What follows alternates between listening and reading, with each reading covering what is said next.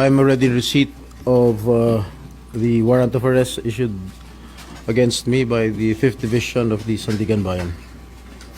Nais ko lang pong bigyan din ang mga bagay na ito.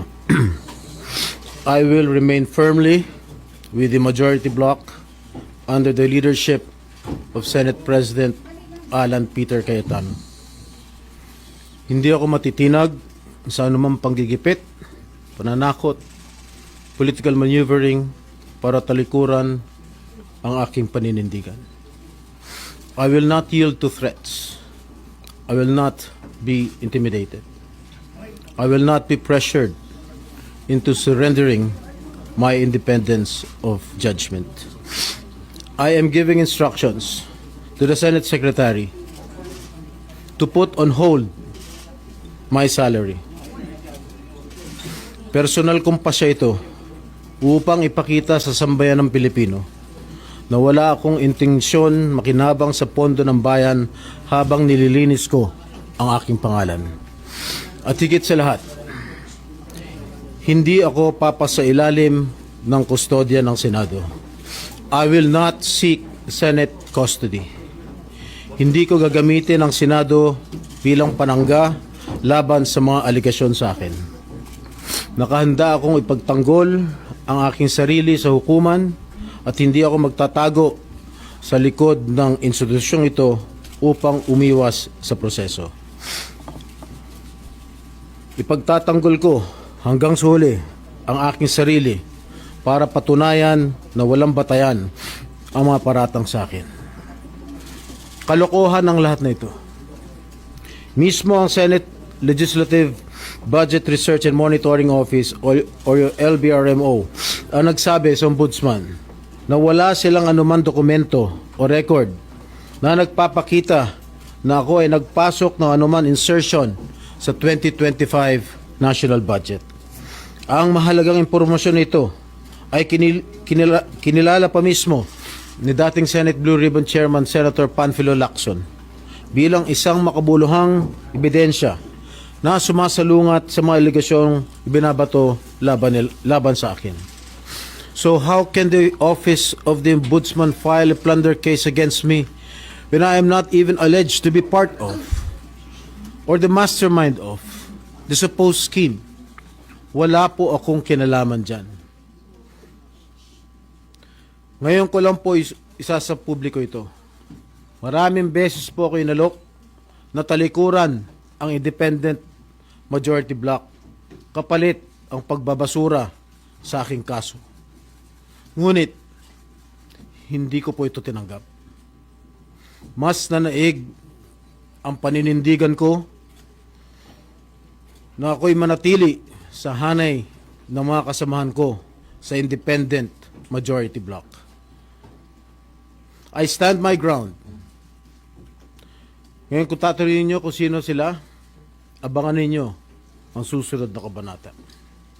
I stand my ground because what is at stake here goes far beyond my personal circumstances. What is at stake here is the independence of the Senate. This institution must never become vulnerable to external pressure. It must remain free from political coercion, free from undue influence, and free from any scheme designed to weaken its constitutional role as a co-equal and independent branch of government. If this is the price I must pay for the decisions I have made and the principles I have chosen to uphold, then I am prepared to face the consequences, however difficult they may be, especially for my family. I will not be broken by accusations, nor will I yield to political pressure. I will meet these charges head on, defend my honor through due process, and place my faith in the truth. I will be proceeding now to the CIDG to voluntarily surrender myself. Maraming salamat po.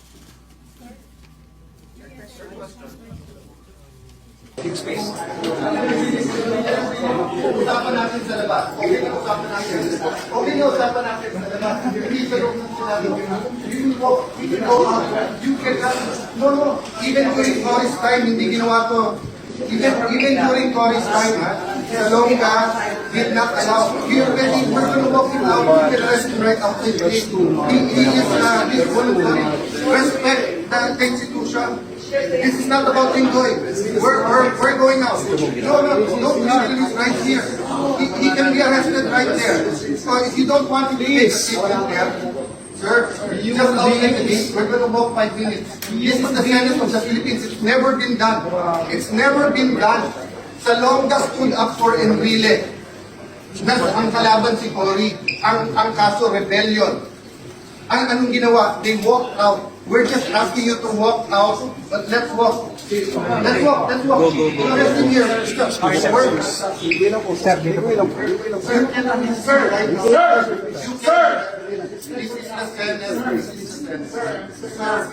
this is the Senate. Not for me. That's not for me. This is for the Senate, sir. Sir, that's for the Senate. For the country. Sir, kumain ka na lang. Kumain ka na right outside the door. Right outside the door. Right outside the door.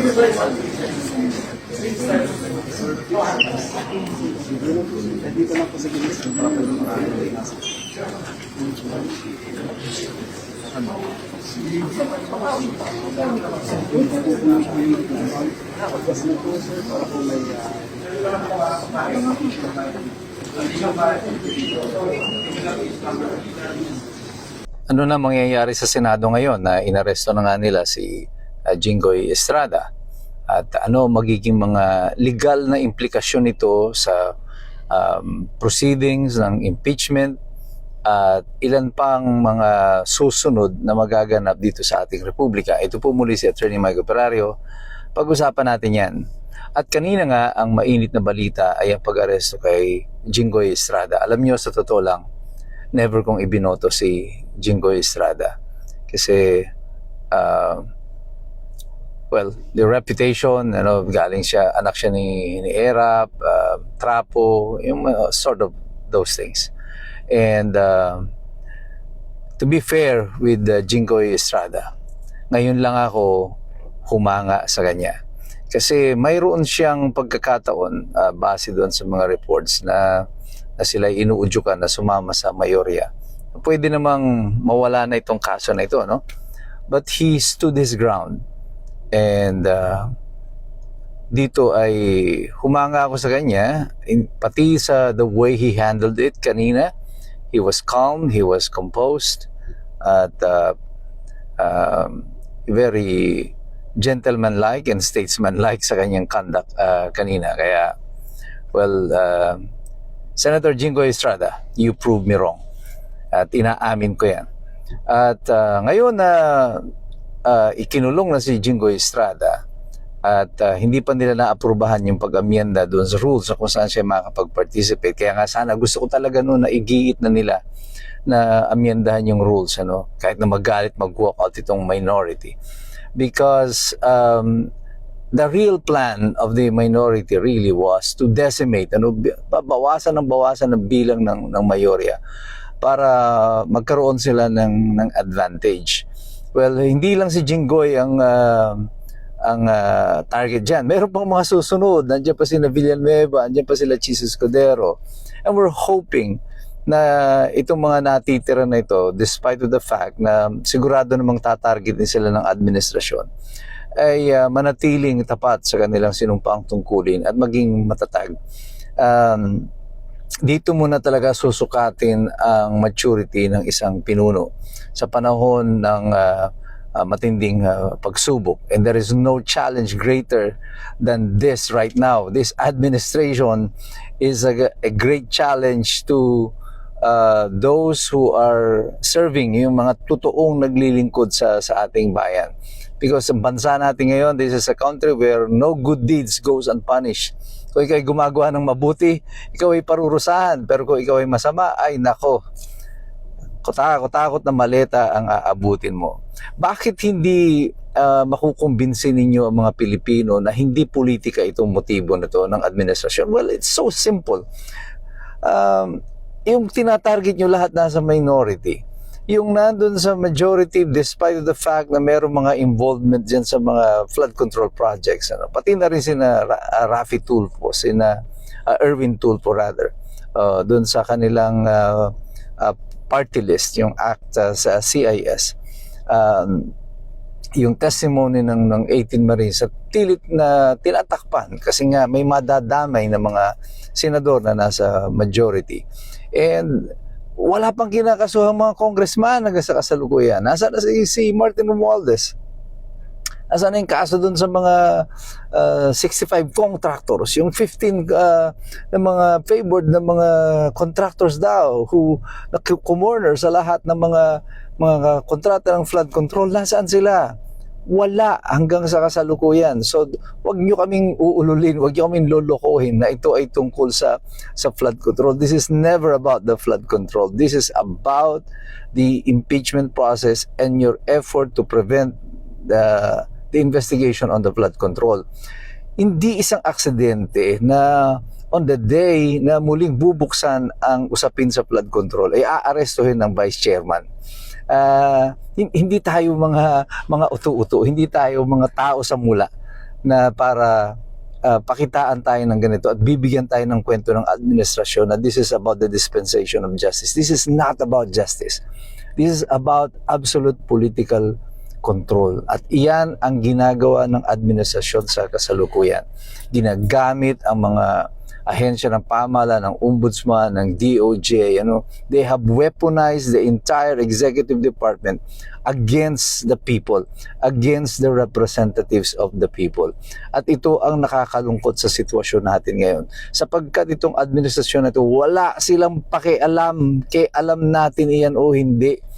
They will do whatever it is that they need to do to protect themselves. Noong pong unang flood control investigation ni Rodante Marcoleta, nung pumutok na po yung statement ng mga Diskaya at nagbabanggit na ng mga pangalan, there was a frantic effort to remove the Senate President para magpalit ng leadership ng Blue Ribbon. And today, the same thing. Kitang-kita natin. Sinasabi na natin to paulit-ulit last week, there will be a frantic effort on the part of the administration na pigilan ng investigasyon tungkol dito sa flood control. And here it is. Nangyayari pa rin to hanggang sa kasalukuyan. There is now a unique situation in the Senate na kung hindi makakaboto si Jinggoy Estrada ay magkakaroon ng stalemate at 11-11. That is why I hope the Supreme Court finally comes out with a decision pagdating kay Bato de la Rosa, so that finally ma-resolve ito kung siya ba ay po pwede na magpiyansa dito sa Pilipinas o dapat ay isuko siya dito sa Pilipinas, because those are rights that are granted under the Rome Statute and our own laws in 9851 and under the extradition law ng Pilipinas. So, I hope let us just pray na itong kaguluhan na ito na sa tingin ko ay ginawa at nakadesenyo naman talaga. At ito talaga ang plano ng administrasyon para guluhin ang investigasyon sa flood control, because they don't want us to find out the truth. Gusto nilang itago itong katotohanan tungkol dito. This is not about justice. This is not about accountability. This is about hiding the truth at gagawin ng lahat ng gobyerno para hindi lumabas ang katotohanan tungkol dito sa mga malawakang nakawan dito sa ating bayan. Pero ang Pilipinas, ang mga iskombro, hindi nyo na maloloko sapagkat patuloy kaming nagmamasid, kami ay makikialam, and patuloy kaming magsisipag-aral sapagkat mahirap makialam ang taong walang alam.